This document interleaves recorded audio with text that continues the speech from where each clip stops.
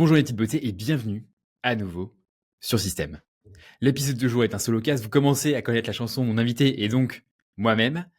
Attendez-vous à apprendre pourquoi est-ce que vous voulez une vie simple mais pas facile, pourquoi vous vous complexifiez volontairement la vie, quels sont les intérêts à simplifier votre vie. Je vous révèle tout sur mon trouble alimentaire. Je vous révèle aussi quelle est la forme la plus d'intelligence la plus élevée selon Albert Einstein et évidemment, bien plus. Mais à présent, mesdames et messieurs, mes petites beautés, vous devez simplifier votre vie.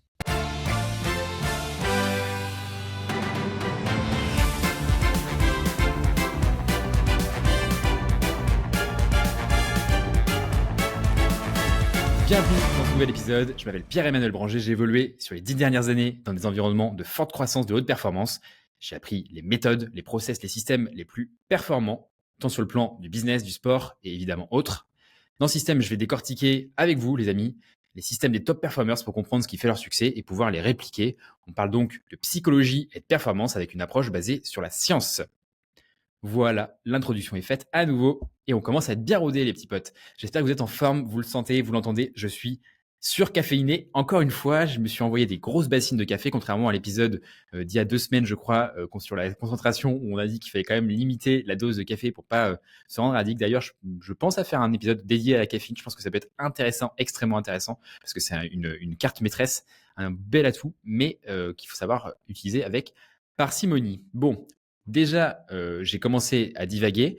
On va se reconcentrer. On a un programme chargé, les amis, aujourd'hui. Évidemment, rapidement, on va parler sur le plantage de graines, encore cette partie-là. Et ensuite, on va attaquer directement avec le système de la semaine qui est assez... Alors, j'avais prévu de faire un épisode de 30-35 minutes et en fait, parce que je me suis dit, voilà, vous avez quand même des gros épisodes que je vous ai envoyés sur le Solocast il y a 2 semaines, il y a 1 mois maintenant, sur la diète ultime et sur le système de concentration ultime.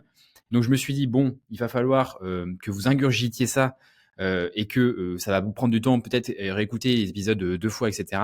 Donc, je me suis dit, on va faire un épisode plus court. Raté, j'ai passé 3 jours à faire le script, donc c'est un bel épisode qui vous attend encore une fois. Bon, pour ne plus vous faire attendre, on va directement attaquer avec la review. Elle est un petit peu longue cette fois-ci. C'est une review de Vaevi. Merci à toi, Vaevi.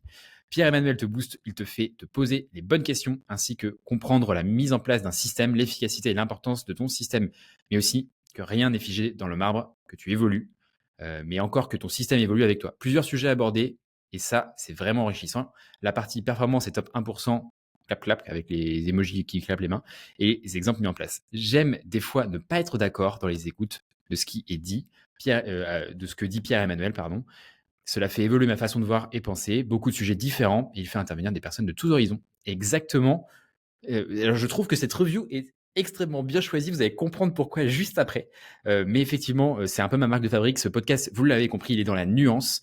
Donc évidemment, il n'est absolument pas partisan et non tout ressemblance avec le paysage politique actuel français est fortuit. Donc n'y voyez aucun parallèle.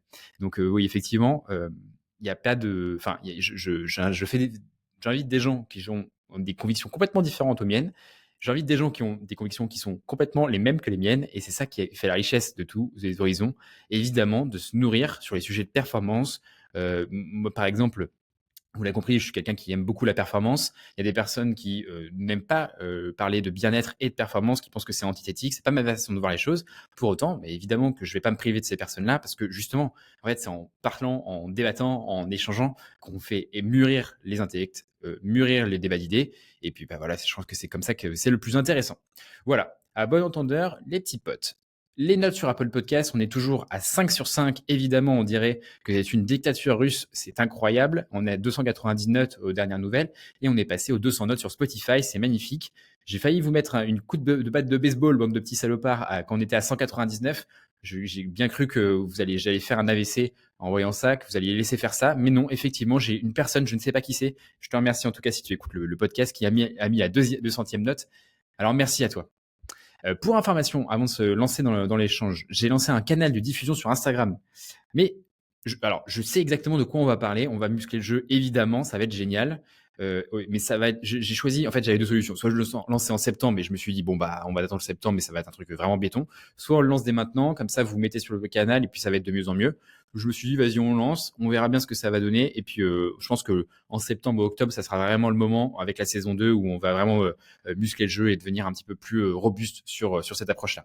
Donc, j'ai lancé le canal de diffusion. Je vous invite à le joindre sur mon Instagram, Pierre-Emmanuel Branger, comme vous le savez, sur toutes les plateformes, hein, Pierre-Emmanuel Branger. Et donc, il y aura 2 objectifs sur ce canal. Un, ça va être l'accountability. Donc, on va traquer vos habitudes, vos engagements. Le fameux est-ce que vous allez show up, on va le retrouver dans le canal, je pense. Ça vous permettra de mettre des petits emojis et de vous engager à traquer des choses. Objectif 2, évidemment, partager des infos un peu plus en mode insider, qui sont moins descendantes. C'est moins PE qui dit que. C'est plus aussi, je pense que je vais vous faire voter sur pas mal de choses, sur les titres des épisodes, sur le contenu des épisodes, sur les différents invités à avoir, etc., etc. Par exemple, en ce moment, j'ai une pleine réflexion sur est-ce qu'on doit garder le format sur les épisodes avec partie 1, partie 2, partie 3. Partie 1 étant les graines, partie 2 étant le système et partie 3 étant la tribune qu'on a évincée depuis quelques épisodes. Je réfléchis par exemple à mettre une seule grande catégorie. On va directement sur le système de la semaine. Et je me dis que ça pourrait être pas mal parce qu'on plante des graines. Je pourrais en faire un deuxième format, par exemple, dans la semaine. Bref, il y a plein de petites choses comme ça que je me dis en ce moment. Et voilà, je réfléchis à tout ça. Dites-moi ce que vous en pensez. En MP, évidemment, sur Instagram, par exemple. Mais je vais probablement faire des sondages aussi. Donc, participez au canal et ça va vous permettre de voter, tout simplement. Ok, on va attaquer directement et on va lancer le jingle. On plante des graines. Let's go.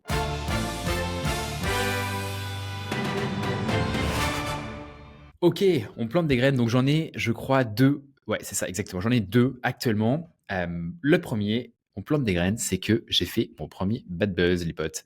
Très intéressant, ce premier bad buzz. J'ai supprimé le post en question pour ne pas être catégorisé en masculinité toxique, parce que c'était pas l'objectif, comme vous avez pu le comprendre. Le sujet du post, c'était que mon parti pris, c'est d'ailleurs un parti pris de Karine Mignot à l'origine sur les épisodes pour les plus fidèles auditeurs, c'est de dire que le féminisme, c'est un combat qui est pour l'égalité et pas contre les hommes. Et en fait, ce sujet-là a été absolument déformé, absolument interprété tel qu'il était. C'est-à-dire que les mots que j'ai utilisés ont été employés pour dire des choses complètement différentes. Donc, je pense qu'évidemment, il y a probablement un problème de lexique qui a été utilisé, mais néanmoins, je pense qu'il y a une sorte de rhétorique propre à ces mouvements un peu radicaux.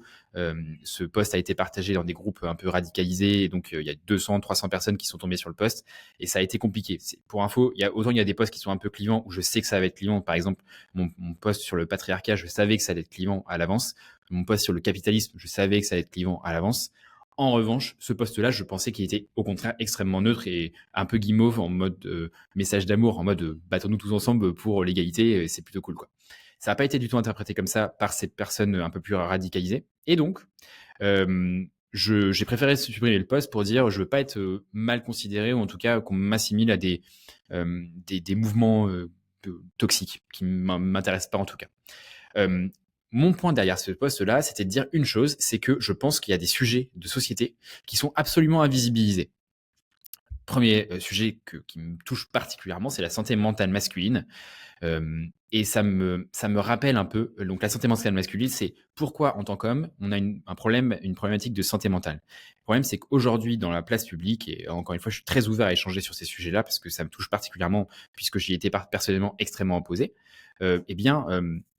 Je trouve que dès qu'on est un homme aujourd'hui, c'est difficile de dire qu'on est mal parce que le système favorise a priori des privilèges quand on est un homme, et donc c'est difficile de se dire que j'ai de l'argent, j'ai une bonne situation professionnelle, etc., etc., etc. J'ai des amis, j'ai des familles et tout, et pourtant je me sens pas bien. Et ça, c'est très compliqué aujourd'hui pour un homme de pouvoir le verbaliser. Et ça, aujourd'hui, ça pose plein de statistiques qui posent problème. Je vous donne un exemple. Au Canada, on a 3,4 suicides qui viennent d'un homme blanc pour une femme. Donc, ça veut dire qu'il y a 3,4 hommes qui se suicident en ratio pour une femme. Donc, ça c'est un vrai problème parce que ça serait 1,5 versus 1. Ça ne serait pas un ratio qui serait déconnant. Là, il y a vraiment un ratio qui est quasiment au quadruple, en fait. Et donc, ça pose vraiment des questionnements de qu'est-ce qui fait que dans cette catégorie-là, on a des personnes qui sont plus susceptibles à être en dépression, quoi, tout simplement, ou en tout cas à passer à l'acte sur ce sujet-là.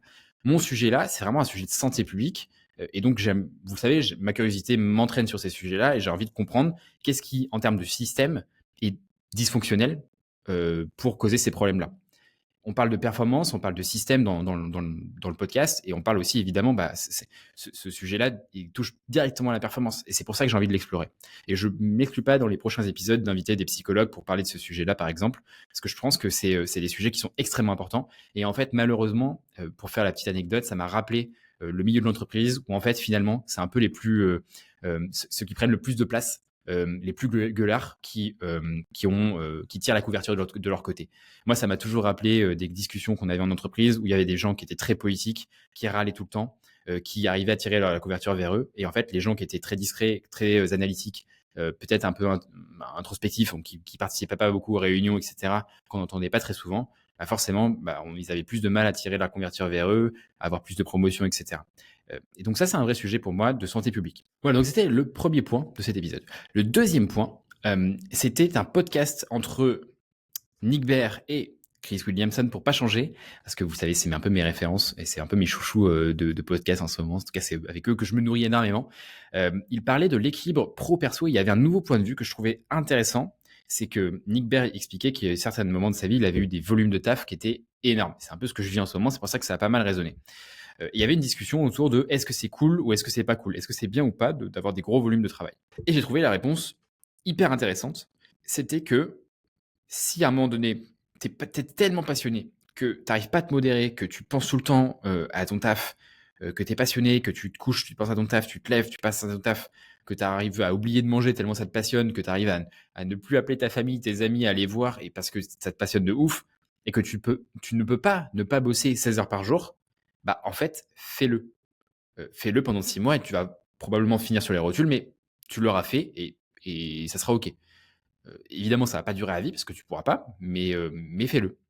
Pourquoi c'est intéressant de le faire? Et c'est ça là où j'ai trouvé que c'était malin, c'est que après ça, tu vas prendre du repos probablement, mais l'avantage, c'est que le jour où il y aura une problématique business très importante, ou le jour où de manière très ponctuelle ou par, je sais pas, il y a une situation particulière en niveau business, il y a une urgence ou autre, et ben en fait, tu seras capable d'accélérer à ce moment-là, tu seras capable de bosser comme un chien, et tu seras rassuré par le fait que tu l'as déjà fait par le passé. Vous voyez, si aujourd'hui je bosse 16 heures par jour pendant 6 mois, mettons, et que je me repose et qu'après je reprends un rythme normal de, je sais pas, 10 heures par jour, normal, entre guillemets, de 10 heures par jour, le jour où j'ai une urgence business, je sais que je suis capable d'accélérer à 16 heures pendant une courte période de temps. Je sais que je suis capable de le faire. Et du coup, ce sujet-là, ça m'a fait penser à deux choses. Première chose, c'est pourquoi ça a fait écho en moi. C'est parce qu'à l'école ou en sport, j'en ai déjà parlé. Et d'ailleurs, on va en reparler juste après. Moi, j'avais toujours 10 temps de retard. J'avais pas eu de capacité génétique particulière, j'étais pas doué en particulier. Et donc, en fait, ça m'a obligé à toujours bosser 10 fois plus que les autres. Déjà à l'école, mais aussi en sport. Et d'avoir du coup des notes qui étaient plus que correctes. Et pareil en sport.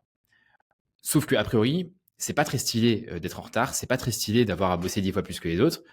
Sauf qu'en fait, c'est devenu mon avantage compétitif, mon unfair advantage. Parce que sur le long terme, le fait d'être capable d'accélérer et de bosser 10 fois plus que les autres, ça a permis de poutrer tout le monde à la fois sur le sport et à la fois sur les études et l'école. Et c'est comme le sujet de pouvoir être pacifiste. Pour être pacifiste, en fait, il faut pouvoir être violent. Pourquoi il faut pouvoir être violent? Parce que être capable d'être violent, ça te donne le choix d'être ou de ne pas être pacifiste. Si tu ne peux pas être violent, en fait, tu n'as que le choix par défaut que d'être pacifiste. Tu peux pas être autre chose que pacifiste, en fait. Sinon, si tu es violent, enfin, si tu choisis de ne pas être pacifiste, en fait, tu te fais péter la gueule si tu n'es pas capable d'être violent. Donc, être pacifiste, ça doit s'incarner par le choix de l'être ou non, enfin, d'être ou non violent. Vous m'avez suivi? Je ne sais pas si vous m'avez suivi, mais en tout cas, je pense que c'était à peu près clair. Voilà, c'était tout pour ces graines de cette semaine. Et donc, ce que je vous propose, c'est rapidement de passer au système de la semaine, c'est-à-dire comment décomplexifier notre vie et embrasser la simplification ou la simplicité, ou je ne sais pas comment je vais l'appeler l'épisode, mais ça va être sur ça. Voilà, let's go!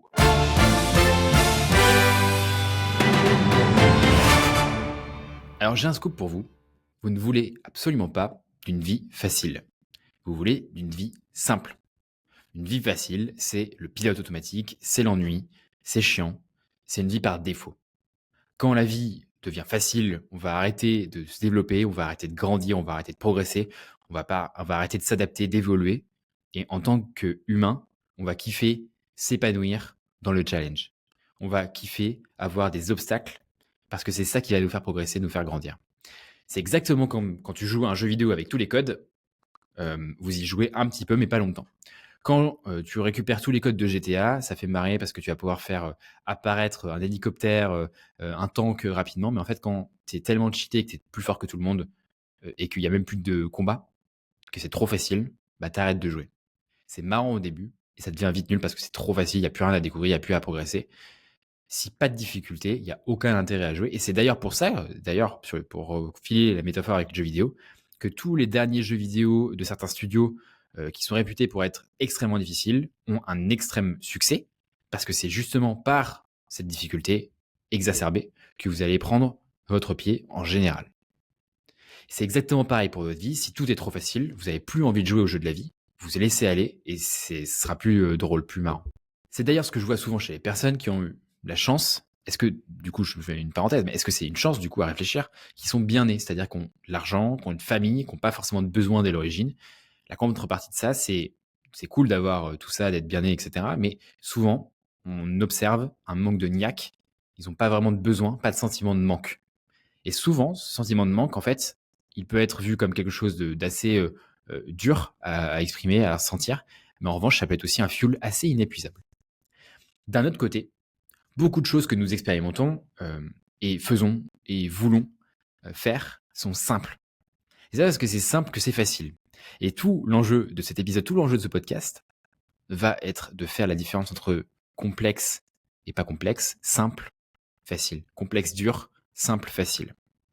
Je vous donne un exemple. La diète, c'est simple, mais c'est pas facile. Et on va en reparler, évidemment. On va en reparler, ce que ça va faire l'objet de tout l'épisode. Ce dont je vais vous parler aujourd'hui, c'est la différence entre simple et facile. Ces deux mots sont utilisés de manière un peu interchangeable, un peu similaire, mais pourtant ne sont absolument pas synonymes. Et c'est exactement ce qu'on va creuser aujourd'hui dans cet épisode, chers amis et petites beautés. Je vais vous donner du coup une citation dont on va pouvoir reparler. C'est une citation qui est extraite d'un épisode de Système que j'ai publié d'ailleurs sur la chaîne YouTube récemment en version vidéo. D'ailleurs, je suis en train de publier tous les épisodes en version vidéo sur la chaîne YouTube. Je vous invite donc à aller jeter un coup d'œil. Je pense que ça peut être très cool de redécouvrir ces épisodes avec nos petites tronches tout simplement. C'est un épisode qui était fait avec Aurélien Roy. D'ailleurs, je vous invite à me dire en commentaire ou en message privé si vous voulez un deuxième round avec Aurélien, avec qui je m'entends extrêmement bien. J'ai mis l'épisode du coup sur YouTube et la citation c'est « Les gens se complexifient trop la vie, qui est sur quel type de diète ils doivent suivre. Est-ce qu'on doit faire une diète keto? Est-ce qu'on doit faire une diète paléo? Est-ce qu'on doit faire une diète en jeûne intermittent? Ta gueule et fais un déficit calorique en fait. » Voilà, fin de la citation. Imaginez un instant, vous êtes plongé dans votre passé et vous vous observez et vous posez la question suivante. Est-ce que ça serait facile de changer la trajectoire que j'ai prise aujourd'hui en changeant un tout petit truc? Facile, non. Simple, oui. Ce que je veux dire par là, c'est que ça va être simple d'adopter une bonne diète une fois qu'on a la connaissance, une fois qu'on sait comment ça se passe, une fois qu'on sait comment la construire et la mettre en place. C'est simple de travailler sur les bons sujets, mais c'est pas facile du tout. La réalité, c'est que le monde est un endroit simple et que la vie elle-même l'est. Aujourd'hui, on appuie sur un bouton, on se fait livrer de la nourriture, on va aux toilettes faire caca avant la fin de notre commission. Eh bien, on a notre courses qui sont livrées par des systèmes comme Feu jadis, Gorillaz. C'est assez incroyable. Mais nous en avons fait malheureusement un endroit qui est compliqué, probablement pour y donner du sens. Et d'ailleurs, pour vous la petite anecdote, quand je suis parti à Bali à la fin du confinement, j'ai remarqué qu'il y avait un mode de vie qui était extrêmement différent par rapport à ce que j'avais pu observer dans la société un peu plus occidentale. Les gens sont très heureux, avec une très forte spiritualité. Ils vont faire du surf, ils vont manger, ils vont dormir, ils vont élever une famille, ils vont être en famille, même eux. Et en fait, ils se contentent de ça, ils sont plein d'heureux, plein de bonheur en fait. Et c'est ça qui est assez ouf. C'est que nous, de notre approche occidentale du monde, on a fait de ce monde quelque chose de complexe et de plus simple du tout. Quand j'étais en classe préparatoire littéraire, entre parenthèses, c'est ce qu'on appelle, pour ceux à qui ça parle, l'hypocagne et la cagne. J'ai fait d'ailleurs une deuxième cagne, on en reparlera à un autre moment, je vous raconterai un peu mon parcours. Et d'ailleurs, même avant, on ne misait absolument pas sur moi. J'étais celui qui avait pas des capacités innées, hein, j'en ai déjà parlé, ni physique ni intellectuelle. J'avais des notes qui étaient bonnes, 14, 16 de moyenne, c'était ok quand même, hein, on va pas se mentir, parce que je travaillais énormément. J'avais rien d'exceptionnel, j'avais pas, de talent inné, j'étais pas un petit génie, vous voyez, un mec qui réussit tout du premier coup. Et donc pendant ma cagne et mon hypocagne, je pensais en fait qu'en simplifiant les choses, en les rendant simples, ça me faisait paraître un peu, comme, pas intelligent, pas instruit. J'écrivais des dissertations avec des mots qui étaient complexes, des tournures de phrases complexes, qui étaient probablement trop lourdes, et non maîtrisées a priori. Parfois, j'utilisais des mots, je sais pas, sans les maîtriser. Je me rappelle du mot transcendantal, par exemple, parce que c'était stylé. Parfois même, j'utilisais, des mots que je ne comprenais pas, mais même des phrases que je ne comprenais pas. Et en fait, je me disais que ça faisait bien, que ça faisait intelligent. Et c'est pour ça que je les utilisais. Donc, je complexifiais vraiment tout ce que je faisais parce que je me disais que ça le rendait intelligent, stylé, désirable. Et du coup, je complexifiais tout pour me sentir un peu plus intelligent et aussi surtout pour paraître plus intelligent aux yeux des gens qui sont autour de moi. Et à un moment donné, j'ai compris deux choses. Première chose, c'est que je rendais les choses plus complexes à la fois pour moi-même mais aussi pour les autres, c'est-à-dire les profs en l'occurrence qui me lisaient, et dans un temps plus loin aussi dans les équipes que je manageais. Et deux, je communiquais donc mal à mes équipes, pas sur le bon ton, pas sur la bonne manière, pas sur enfin, c'était trop complexe, mais aussi à mes amis, aussi à mon couple, etc. Enfin, bref, j'étais tout sauf performant dans ma manière de communiquer. Et en fait, je m'en suis rendu compte à différents moments, mais surtout, en fait, je me rappelle une fois, je, j'ai fait l'exercice de relire des dissertations du mec le plus fort de ma classe, Guillaume, si jamais tu écoutes ce podcast. Et en fait, je me suis rendu compte que tout ce qu'il écrivait, c'était un mec ultra intelligent.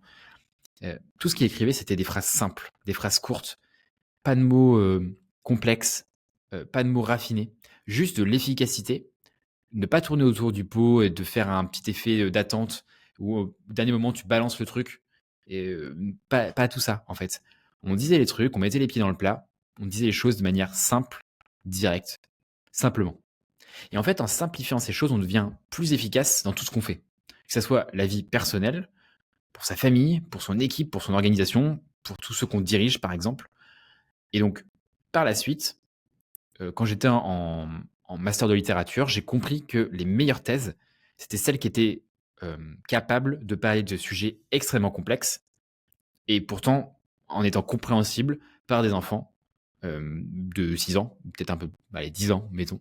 En tout cas, des thèses qui n'étaient pas verbeuses, qui étaient simples, qui étaient efficaces. Donc la conclusion de cette partie-là, c'est il n'y a pas besoin de se prendre la tête à vouloir faire quelque chose de complexe, à vouloir surcomplexifier, alors que c'est pas nécessaire les choses.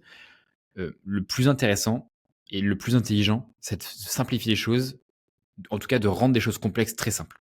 Et ça, c'est un super pouvoir. La deuxième histoire que j'ai envie de vous raconter, c'est quelque chose de très personnel dont j'ai pas parlé à grand monde, même à mon entourage proche, pour être honnête. En gros, je pense que vous l'avez entrevu depuis que j'ai commencé ce podcast. Au collège, au lycée, j'étais pas forcément le mec super cool. En tout cas, c'est pas du tout comme ça que je me voyais. Objectivement, je pense pas que j'ai été vraiment en surpoids, parce que j'ai toujours fait beaucoup de sport, beaucoup d'UNSS entre midi et deux, mais aussi j'allais à l'UNSS parce que j'avais pas trop de potes en fait. Et globalement, je pense que dans ma famille, on nous a toujours bien nourris globalement. On a mangé plutôt équilibré globalement, mais avec les connaissances de l'époque, je pense que c'était sous-optimal. Pour vous donner un peu de contexte, moi je suis le seul sportif de ma famille, quasiment en tout cas. Et en fait, les sujets de l'alimentation, c'est pas ceux qui nous préoccupaient le plus il y a 20 ans. Même il y a quasiment 30 ans, ou 25 ans en tout cas. Et d'ailleurs, entre parenthèses, il y a un accès à la connaissance qui est tellement plus simple aujourd'hui, tellement plus abondant aujourd'hui, que ce qu'était il y a 20 ans, ou même 15 ans, ou même 10 ans. Il y a encore 10 ans, on était sur des forums un peu obscurs à essayer de former, de chercher des informations sur Superphysique ou autre. 20 ans, j'en parle même pas, c'était des revues de bodybuilder qui étaient hyper obscures et on pensait qu'en lisant ça, on va devenir sous stéroïdes, quoi. Donc, c'était pas quelque chose d'hyper accessible. Et même il y a 20 ans, je veux dire, même il y a 15 ans, l'accès à la salle de musculation, c'était réservé à des gens qui voulaient devenir bodybuilder, quoi. C'était pas hyper accessible et hyper commun. Ce que je veux vous dire par là, c'est qu'à l'époque, parler de déficit calorique, c'était inenvisageable, alors que maintenant, c'est la base. Tout le monde parle de déficit calorique et tout le monde est un peu plus ou moins au courant du déficit calorique, par exemple. Jusqu'à mes 20 ans, pour vous faire une petite piqûre de rappel, on croyait qu'il fallait manger beaucoup le matin, moyen le midi et peu le soir parce qu'on allait stocker la graisse pendant la nuit. En tout cas, stocker ce qu'on allait manger pendant la nuit. Je ne sais pas si vous vous rendez compte à quel point on a fait un bond en termes de connaissances disponibles en l'espace de 10 ans, mais c'est ahurissant. Et j'en parle même pas dans les années qui viennent. Avec ChatGPT, ça va être vraiment exceptionnel, quoi. Tout ça pour vous dire que tout mon temps de collège et même dans mon temps de lycée, c'est pas moi qui avais le meilleur physique. On m'appelait même le bonhomme Michelin. Et mon meilleur pote me disait, Vincent, si tu écoutes, je casse l'oreille. Il me disait que j'avais des bouées et que je devais flotter. D'ailleurs, il me le dit toujours, ce petit enfoiré, parce que j'avais des poignées d'amour. Et c'était un peu plus tard que quand on m'appelait le pingouin, pour être clair. Mais pour autant, effectivement, on m'a dit pendant assez longtemps que j'avais des bouées et ça m'a beaucoup complexé. Le deuxième point, c'est que j'ai toujours été confronté à des dynamiques de gestion de mon poids. Même quand j'étais petit, parce que je faisais du karaté. Et je ne sais pas si on peut appeler ça du haut niveau, mais j'étais deuxième dan, donc le deuxième niveau au-dessus de la ceinture noire, et septième français au mieux. Sauf qu'à l'époque, il y avait des catégories de poids, et moi, j'ai toujours été dans le haut de la limite de la catégorie de poids. Et donc, je devais gérer mon poids pour ne pas dépasser la catégorie. Et ça, même à 10 ans, ou 12 ans, ou 15 ans, je me rappelle, une fois, c'était Pâques, donc j'avais des chocolats, et je ne pouvais pas les manger parce que j'avais une compétition qui était dans cette timing-là, et je ne voulais pas prendre de poids.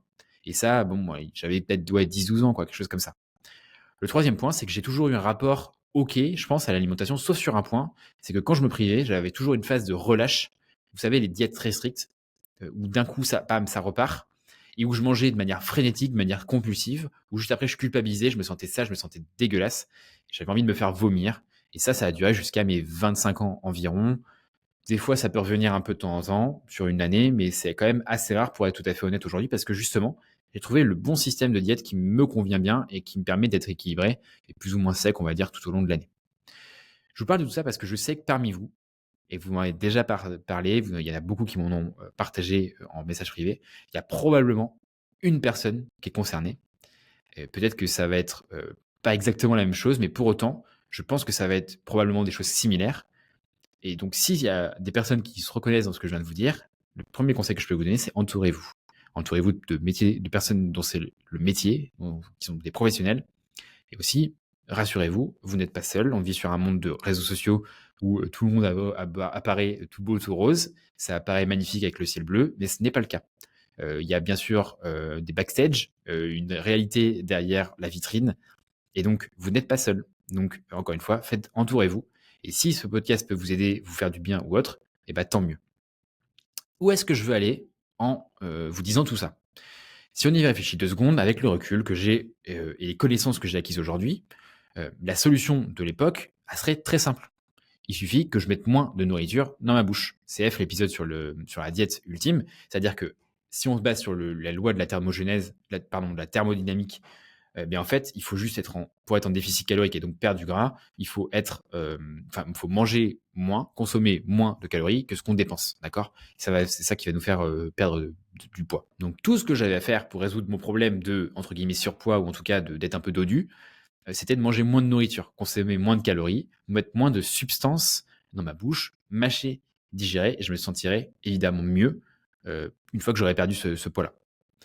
Parce que si je faisais ça et que j'étais en déficit calorique, j'aurais perdu mon poids, j'aurais atteint l'esthétique que je voulais et j'aurais probablement une meilleure performance globale, à la fois sur mon sport, mais à la fois dans ma vie de tous les jours.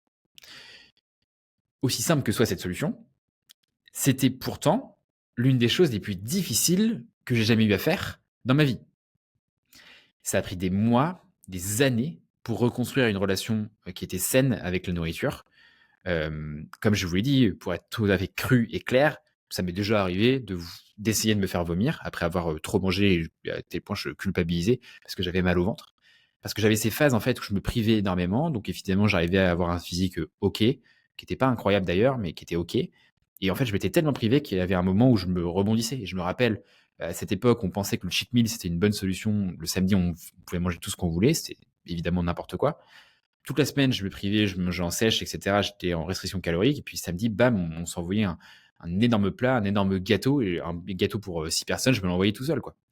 Et ça, c'est une relation qu'on développe qui est pas saine avec la nourriture. C'est pour ça que j'ai envie de vous parler de ça aujourd'hui. La solution a été simple, c'est-à-dire manger moins, mais pour autant, c'est extrêmement difficile. Et pour info, j'ai été accompagné des personnes dont j'ai absolument pas aimé la méthode sur le long terme, parce qu'elle n'était pas durable, parce que c'était encore une fois une diète qui était prévue pour X mois et pas faite pour la vie. C'est ce que je développe dans mon épisode sur la diète. Aujourd'hui, j'ai trouvé les bonnes personnes qui m'entourent, qui m'éduquent avec les bons principes, Et du coup, j'ai rencontré une personne avec qui, d'ailleurs, je partage ma vie, qui m'a appris à comment manger. Et je me suis aussi, pour la petite anecdote, fait hypnotiser pour me rendre moins, entre guillemets, addict, un peu moins accro, et en tout cas plus intentionnel dans ma consommation de chocolat. En tout cas, je vais mieux globalement, pour ceux qui pourraient s'inquiéter. Comme je viens de vous le dire, c'était une des choses les plus difficiles que j'ai jamais faites mentalement. Et pourtant, la solution a été simple. Et encore une fois, du coup, mon point derrière tout ça, c'est vous dire, simple n'est pas forcément égal à facile. Au contraire, simple peut être extrêmement difficile. Ok, maintenant, j'aimerais qu'on fasse un petit jeu, les amis. C'est que vous fassiez l'exercice de prendre votre vie et de considérer des choses simples, mais pas faciles, et que vous identifiez des choses dans votre vie qui sont rendues complexes par vous-même alors qu'elles sont hyper simples. Et je parie qu'il y en a des tonnes d'exemples. Je vous donne quelques exemples de mon côté que j'ai pu identifier en rédigeant cet épisode. Le marathon de La Rochelle, 42 km, il y a des ravitaux, il y a du monde, c'est un parcours qui est évidemment tracé, c'est un des parcours qui est un des plus plats de France, et où il n'y a quasiment pas de montée du coup. L'itinéraire il est balisé, est connu depuis des années. On peut même télécharger l'itinéraire dans la montre pour savoir quand est-ce qu'on doit accélérer, quand est-ce qu'on doit freiner en fonction de notre temps. Bref, il n'y a pas de surprise. Il y a des ambulances, il y a des pompiers, il y a du staff. En tant que coureur, tu as juste à courir 42 km et tu sais globalement que tu en as pour 4 heures, plus ou moins, en fonction de ton niveau. Tout le reste, tu n'as que à décrocher le cerveau et courir. Donc, sur le principe, c'est hyper simple. Est-ce que c'était facile? Absolument pas. C'est la course à pied la plus difficile que j'ai jamais faite de ma vie, et c'est probablement l'effort sportif qui a été le plus difficile de toute ma vie. Pour la petite anecdote, pour la petite info, je pense que je vais bientôt me réinscrire à un nouvel épisode de la course au marathon. Bref, parenthèse. Et du coup, c'était un des moments les plus difficiles de ma vie. Sur les 7 derniers kilomètres, j'étais quasiment inconscient. Je ne sais pas si vous vous rappelez sur l'épisode sur la course où tout ce que j'ai appris, mais c'était un calvaire. Ça m'a épuisé, je l'ai ressenti pendant des semaines. Mais je peux me raconter tout ce que je veux sur ce sujet-là. Et la réalité, c'est que c'est un parcours qui était simple. Est-ce que c'était facile? Absolument pas. Autre exemple, le bonheur. Qu'est-ce qu'il nous faut pour être heureux? Donc, je vous ai déjà donné des petits indices sur mon voyage à Bali. J'allais dire à Cuba, mais pas du tout, absolument pas. À Bali. Qu'est-ce qu'il nous faut pour être heureux? C'est très simple. Il nous faut de la nourriture, un abri, des relations sociales, des interactions, un sens à notre vie, un but, une mission, quelque chose qui nous oriente, une direction, etc. Si nous avons a priori toutes ces choses, on devrait en théorie être heureux, être satisfait, être épanoui, être bien heureux. Alors, j'ai une question pour vous les amis. Pourquoi est-ce que c'est si difficile pour tant de gens d'être épanouis, heureux, satisfaits? Pourquoi aujourd'hui, on a énormément de personnes, dont j'ai fait partie, qui souffrent d'une maladie mentale, en tout cas de problèmes de santé mentale, en tout cas d'une santé mentale compliquée?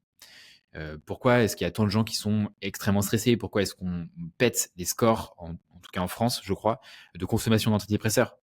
Si je reprends les bases de notre besoin à satisfaire, c'est extrêmement simple, mais pourtant c'est extrêmement difficile pour beaucoup de gens, et beaucoup de gens même n'atteignent jamais le sentiment de bonheur. Donc ça pose vraiment des questions sur ce sujet de simple versus complexe versus facile. Le dernier exemple que je vais vous donner, il est très actuel pour moi et très récent. Ça fait 2 mois et demi que je suis à Montréal. Pour venir ici, je savais pas que c'était ultra simple, mais en vrai, tu as une inscription en ligne à faire pendant 10 minutes. Il y a un CV à remplir. On va y passer 1 heure à peu près. Quelques petits coups de fil à passer pour se désabonner de l'EDF, de Orange pour la Wi-Fi, de l'électricité, etc. Évidemment, c'était un peu compliqué, mais il y a eu un appart à rendre avec des meubles à vendre, etc. Ça prend du temps, mais sur le principe, c'est hyper simple. C'est tout sauf compliqué. Est-ce que ça a été facile? Est-ce que c'est toujours facile? Absolument pas. Absolument pas. Ça a été chiant à crever de vendre tous ces meubles. On a cru qu'on allait crever. C'était affreux. Mais surtout, c'était pas facile de quitter son appart, de quitter son quartier, ses restaurants, son pays, sa culture, le fromage, évidemment, le fromage, les amis, évidemment, absolument pas la famille, notamment la famille qui est âgée. Et il y a toujours ce côté FOMO. On se dit, peut-être que ces 2 années où on va pas passer du bon temps avec les personnes avec qui on aurait envie de passer, peut-être qu'on pourra plus repasser du temps avec ces personnes-là. Donc bref, il y a plein de réflexions qui viennent. Et évidemment, c'est absolument pas facile. Pourtant, est-ce que c'était simple? Carrément. C'est exactement comme monter une entreprise. Il faut identifier un problème et créer un service ou un produit qui résout ce problème. Est-ce que c'est facile? Absolument pas. Ça demande une abnégation de malade, une résilience de malade, une capacité de travail, un acte de foi, comme je l'en parle souvent, de fou. Donc, c'est simple, mais c'est pas facile. Alors, la question maintenant que j'ai envie de vous poser, mes petits potes, c'est pourquoi est-ce qu'on complique les choses? On a déjà pas mal parlé de diète, mais je vais revenir sur le sujet parce que je pense que la diète, ça parle à tout le monde, on sait de quoi on parle, et puis du coup, je vous renvoie à l'épisode d'il y a un mois. Je pense que comme ça vous donnera l'occasion de replonger dans cet épisode-là, de reprendre des notes, de les revaloriser, etc. Pour effectuer une recomposition corporelle, on va par exemple perdre du poids. Je ne dis pas que c'est un objectif en soi, mais on va prendre cette hypothèse-là. On sait que désormais, pour perdre du poids, il faut consommer moins de calories que ce que votre corps nécessite pour maintenir votre poids actuel. Exemple, en consommant 3000 calories par jour, ce sont des chiffres qui sont totalement random, hein, aléatoires. En consommant 3000 calories par jour, vous allez maintenir votre poids actuel de 80 kg. Si vous maintenez cet apport calorique, votre poids fluctuera légèrement. Il va être à 80,2, 80,5. Et puis il y a des jours, il va être à 79,5, 79,2. Enfin bref, ça va osciller un petit peu, mais la moyenne, pendant des semaines, va être à 80 kg au cours des semaines, mois, années qui viennent. Évidemment, il y a plein de choses qui vont changer, genre par exemple le métabolisme. Plus vous allez vieillir, par exemple, plus moins vous allez consommer de calories. C'est plutôt a priori la sédentarité impliquée par l'âge qui va faire ralentir le métabolisme, et c'est un autre sujet. Votre dépense énergétique va changer. Est-ce que vous allez bouger beaucoup ou non? Votre rédonce en duo à certains moments de la journée, de la semaine, va faire osciller les choses. Mais le concept de perdre du poids, il reste très simple. Si je veux perdre du poids et que mon apport calorique de maintien il est de 3000 calories, je consomme 2500 calories par jour et je vais commencer à perdre du poids parce que je suis en déficit calorique. Sur le papier, le concept, il est simple comme bonjour. Il est extrêmement simple, c'est la thermodynamique, c'est simple, c'est extrêmement simple. Mangez moins que ce dont vous avez besoin pour maintenir votre poids et vous allez perdre du poids en retour. Alors, ceux qui me disent je suis en déficit et je perds pas de poids, il y a deux solutions. Soit vous n'êtes pas vraiment en déficit calorique, c'est-à-dire que vous avez l'impression d'être en déficit calorique, mais en fait vous grignotez, vous léchez les cuillères, etc. Et donc ça rajoute des petites calories droite à gauche, d'accord. Soit vous avez mal calculé votre métabolisme de maintien, enfin votre niveau calorique de maintien, et donc c'est un mauvais calcul de votre part. Mais c'est impossible, vous n'êtes pas en déficit calorique si vous ne perdez pas de poids. Ou alors vous n'êtes pas un être humain. Et dans ce cas-là, je ne sais pas si vous écoutez ce podcast. A priori. Donc en théorie, toutes les personnes qui veulent perdre du poids peuvent perdre du poids. Mais c'est pas si facile. Et c'est exactement pour cette raison qu'il y a une différence entre connaître ce qu'il faut faire et puis avoir un coach, hein. Et même, j'irais plus loin que ça. C'est qu'il y a beaucoup de gens qui ont du mal à perdre du poids et que c'est tellement difficile pour beaucoup de à la fois perdre du poids et maintenir le poids qu'on a dans le futur. Et ça a été d'ailleurs mon cas. Combien de personnes font faire des régimes yo-yo, vont perdre du poids et vont le reprendre, et parfois même vont reprendre plus de poids qu'au départ. Et moi, perso, j'étais un expert de ça.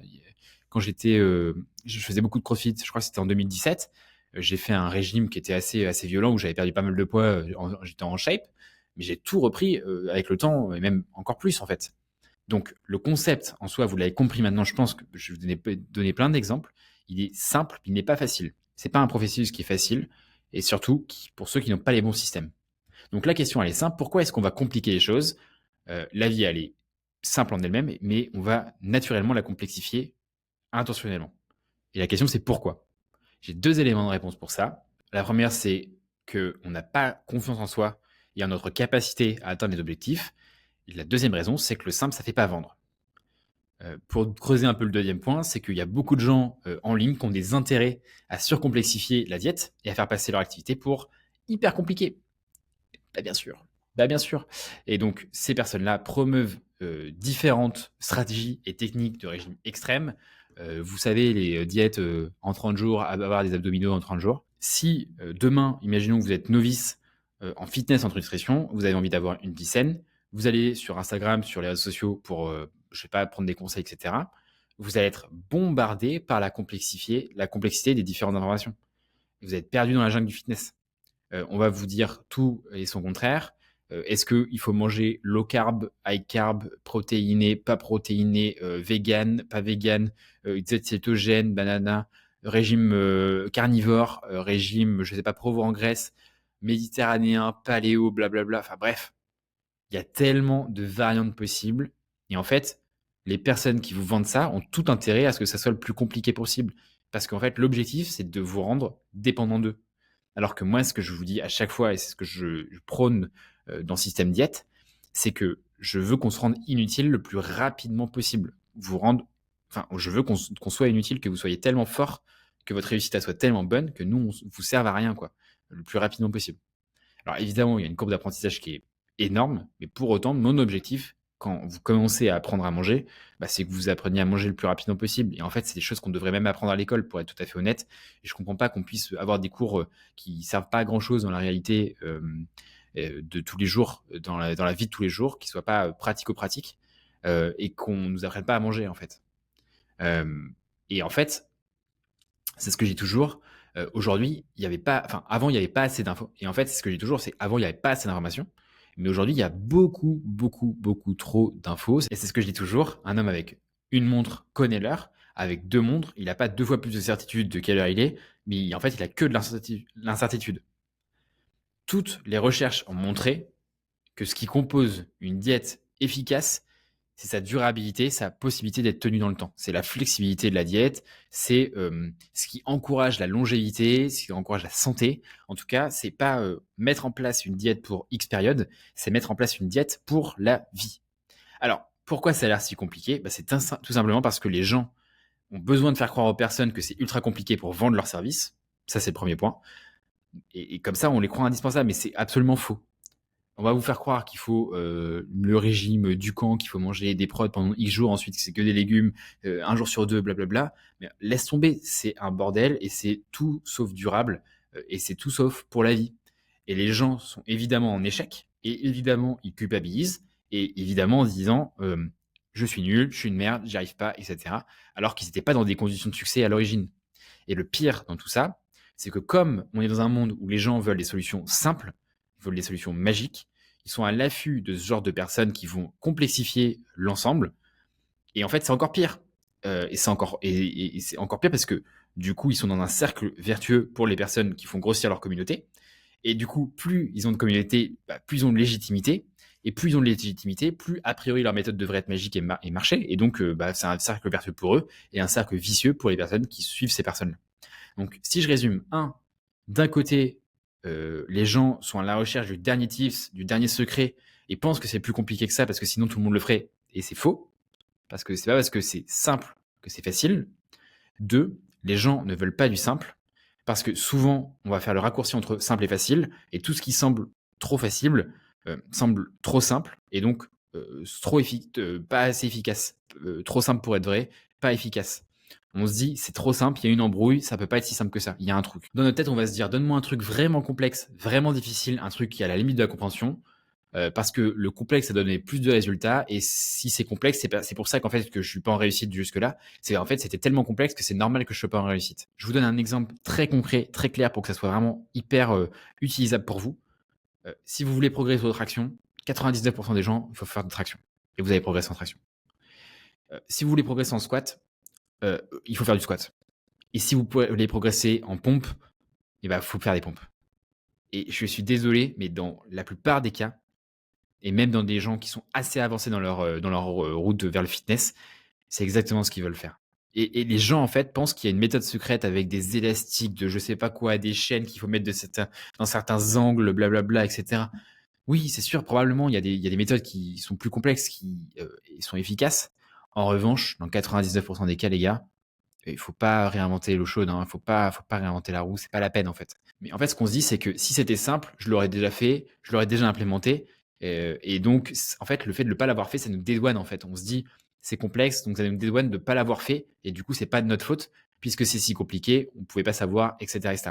Et donc, je vous le dis et je vous le réaffirme, non, les amis, ne craignez pas le simple. Le simple est souvent le plus efficace. Et comme j'ai dit, c'est pas parce que c'est simple que c'est facile. Je le répète encore une fois. Et d'ailleurs, la définition de l'intelligence pour Albert Einstein, donc les 5 niveaux d'intelligence, c'est 1, être smart, le deuxième, c'est être intelligent, Troisième, c'est être brillant. Quatrième, c'est être genius, donc génial. Et le cinquième niveau, c'est d'être simple. Albert Einstein, ce qu'il disait, c'est il fallait être capable de dire ou de conceptualiser des choses complexes de manière simple. C'est le pouvoir ultime, l'ingrédient magique ultime. Tout ce que vous voulez, c'est ça que vous devez aller chercher le plus possible. Le simple, en fait, c'est le plus haut niveau d'intelligence. Parler de ça, ça me rappelle évidemment pas mal de conversations et j'espère que ça fait écho aussi de votre côté, notamment avec une personne assez récente, mais c'est arrivé évidemment plusieurs fois dans ma vie. Quand je passe un test de personnalité, je suis toujours un profil assez rouge, je pense que vous l'avez capté, très directif, très bulldozer. Je vais foncer, je vais réfléchir après. Ça a évidemment plein d'avantages, mais ça a aussi plein d'inconvénients. Pour ceux à qui ça parle, en MBTI, je suis INTJ. Pour la petite anecdote, je fais une petite digression, mais avant j'étais ENTJ, donc E égale extraverti. Maintenant, je suis plutôt introverti. Et ça a déclenché après ma dépression. Je suis passé en INTJ. Et INTJ, ENTJ, je me rappelle plus. C'est pour vous donner un parallèle, c'est Staline-Napoléon. Pour vous donner un peu une idée de comment je suis et comment c'est de bosser avec moi. Donc, en gros, tu peux être très inspiré par ma personne, mais par contre, tu n'as pas le temps de niaiser, il faut que ça avance, quoi. Euh, Pourquoi je vous dis ça? Parce que dans mon profil, il y a une chose que je déteste, mais que je déteste par-dessus tout, ce sont les détails. Genre, les personnes qui me perdent dans des explications infinies, je ne les supporte pas. En gros, moi, ce que je veux, c'est dis-moi où tu vas, dis-moi simplement les trucs de manière efficace. Je vais pas avoir besoin de savoir comment est-ce que tu vas faire le truc. Je vais pas avoir besoin que tu m'expliques comment ça va se passer, que tu as beaucoup de taf, etc., que tu me justifies ton travail, que ça va pas être facile, etc. Juste dis-moi où tu vas, pourquoi tu y vas et comment tu y vas rapidement, et puis comment je peux t'aider surtout. Mais de manière sans détail, quoi, avec les grandes lignes. Et je me rappelle de cette réunion, récemment du coup, qui devait durer 30 minutes dans mon agenda. Et en fait, elle a duré plus d'une heure. Et en raccrochant, je me suis dit, il ne m'a rien dit pendant une heure. C'était que du bullshit, c'était que du vent, c'était que du flanc, pour faire genre qu'il savait, mais en fait, il n'y avait rien derrière.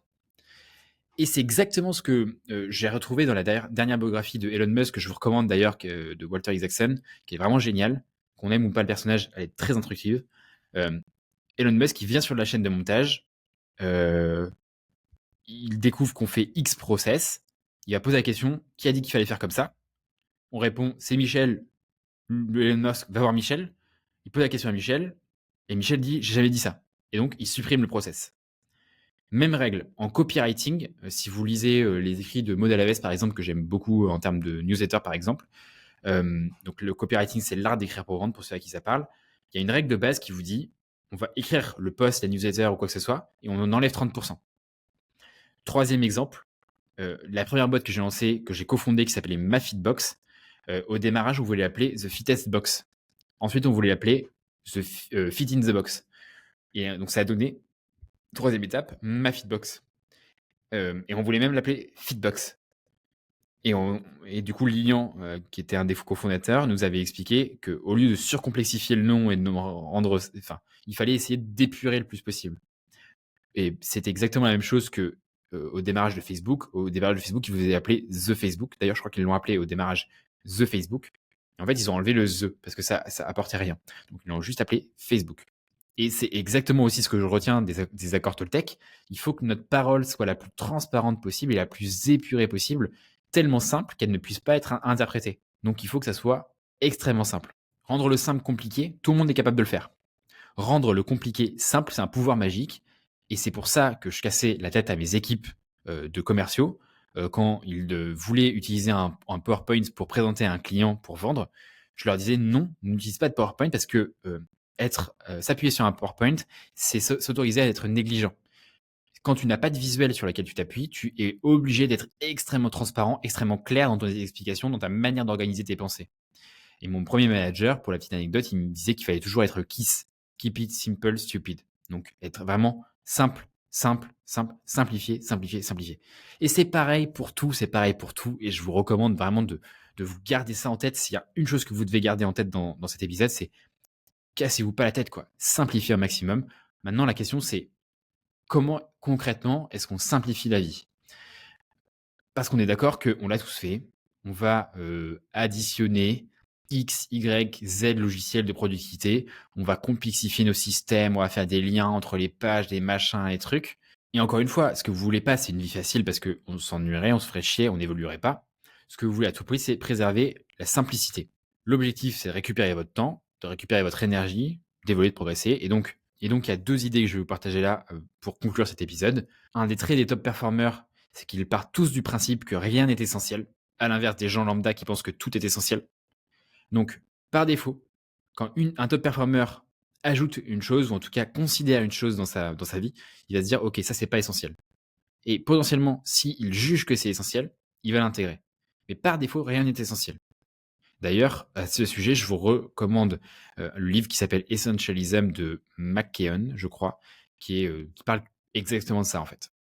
Donc, ce que je vous recommande, c'est d'identifier ce qui est important, de le prioriser et d'éliminer tout ce qui reste. Refusez par défaut les choses. Ne vous mettez pas de contraintes des il faut que j'aille à cette soirée, il faut que j'aille à ce dîner, il faut que j'aille à ce déjeuner, etc. Moi, pour vous donner le truc, j'avais l'habitude de dire oui à tout. Je disais oui, j'accumulais, je stockais des trucs, etc.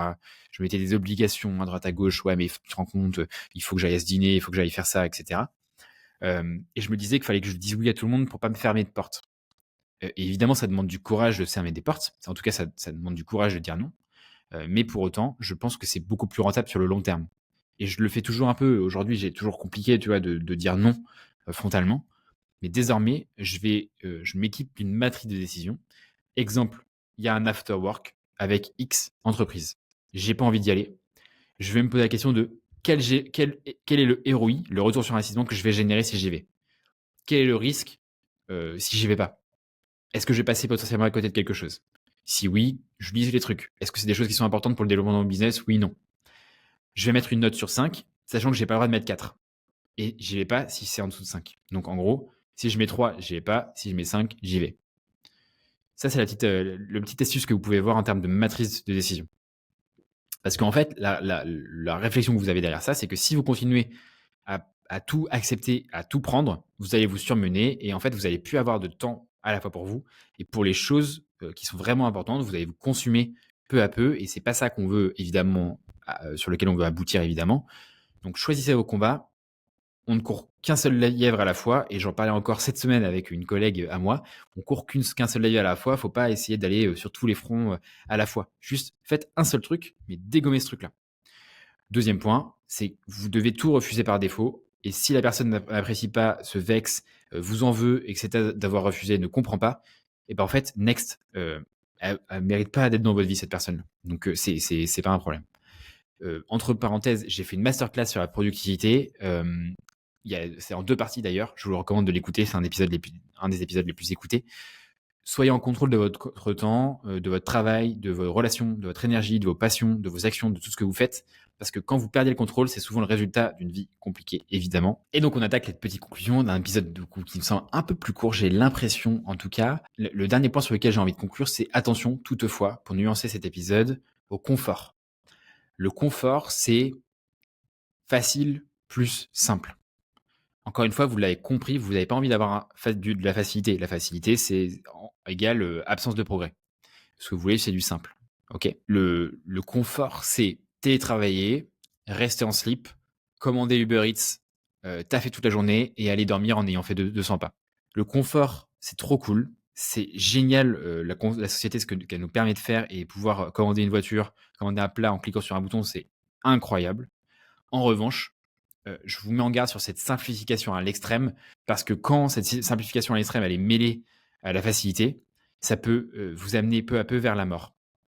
En tout cas, ça peut vous hypnotiser, vous mettre dans un confort hypnotique, et d'un coup, vous allez vous réveiller, et hop, 3 ans se sont écoulés, et vous avez fait que farmer sur World of Warcraft, et en fait, vous avez oublié de profiter, et maintenant, c'est trop tard. Donc, attention à quand il y a trop de confort. Quand le confort, c'est la règle de base de votre vie, vous devez vous réveiller et faire attention. Parce que quand ça devient la norme et pas l'exception, vous devez vraiment vous méfier, parce que c'est là où en fait vous allez peu à peu vous arriver dans la spirale infernale. C'est trop cool de se faire livrer des courses en 10 minutes. Et je serais hypocrite de dire que je kiffe pas ça de mon côté, mais ça doit pas être la norme. Vous devez continuer à dire que c'est l'exceptionnel et kiffer quand ça arrive. Et si vous devez vous dégager du temps, c'est pour investir ce temps-là dans des choses que vous avez définies comme importantes. Ça peut être n'importe quoi, même de la lecture, Mais appelez vos amis, appelez votre famille, appelez des gens que vous aimez, etc. Mais n'en profitez pas pour vous contenter du confort. Pour conclure cet épisode, si vous devez retenir 2 points clés simplement. Premier point, bon, je pense que vous l'avez compris, simple ne veut pas dire facile. Ce ne sont pas des synonymes. Ils ne doivent pas être utilisés de la même manière et de manière interchangeable. Entre parenthèses, je vous réinvite à examiner votre vie. Qu'est-ce qui est simple? Qu'est-ce qui est pas facile? Comment est-ce que vous pouvez simplifier votre vie? Parce que, encore une fois, si vous écoutez ce podcast-là, mais que vous ne faites pas de travail de votre côté et que vous êtes juste en mode passif, que vous faites que écouter, ça ne sert à rien. Donc, passez à l'action sur ce sujet-là. Deuxième point, il faut maximiser le simple parce que le simple, il est efficace et éviter le facile parce qu'il y a peu de croissance, peu d'adaptation, peu d'évolution par le facile. Mais par contre, le simple peut être appliqué à tellement de choses, votre discours, vos relations, votre activité, etc. Et essayer de simplifier au maximum et de ne pas surcomplexifier, pas remettre en place des logiciels de productivité, de process de manière inutile. Juste contentez-vous de quelque chose qui est extrêmement simple et ça fera toute la différence. Alors, simplifiez ce que vous faites et choisissez toujours le difficile parce que vous avez envie d'aller plus loin, vous devez vous changer, d'aller de toujours atteindre des challenges de plus en plus haut. J'espère que cet épisode vous a plu, mes petites beautés. Encore une fois, je vous dis à lundi prochain. On va se retrouver pour un épisode en duo cette fois. Je vous spoil pas avec qui, mais c'est une personne qui parle de freelancing et qui est très influente et qui est très stylée et très smart et que j'aime beaucoup, qui parle dernièrement beaucoup de sujets de vente, notamment dans le freelancing. Ça va parler à tout le monde parce qu'on va parler de création, de peur, de la légitimité, etc. Enfin, c'était un échange qui était passionnant. Il a un podcast d'ailleurs. Ah là là, je vous le dis, Tribu 1D, let's go. Je vous laisse regarder et je vous souhaite une excellente semaine, mes petits potes. C'était PE du coup, et j'espère que ça vous a plu. J'ai hâte d'avoir vos feedbacks. Dites-moi si ça vous a apporté de la valeur. C'était un épisode un peu plus conceptuel, un peu plus inspirationnel que les autres. Et je me dis que ça peut être intéressant de faire des épisodes un peu plus conceptuels de temps en temps. Et encore une fois, voilà, j'espère que les anecdotes sur mon trouble alimentaire, etc., ça vous a apporté de la clarté, que vous êtes peut-être reconnu dans ces situations-là. Et encore une fois, faites-vous entourer de professionnels. Je vous kiffe. Merci pour tous vos messages. Et encore une fois, je réponds à tous les messages. Donc, envoyez-moi un petit message. Ça me fait plaisir. Voilà. Je vous souhaite une très bonne semaine. Je vous dis à la semaine pro et à bientôt. Ciao. C'était PE. La bise.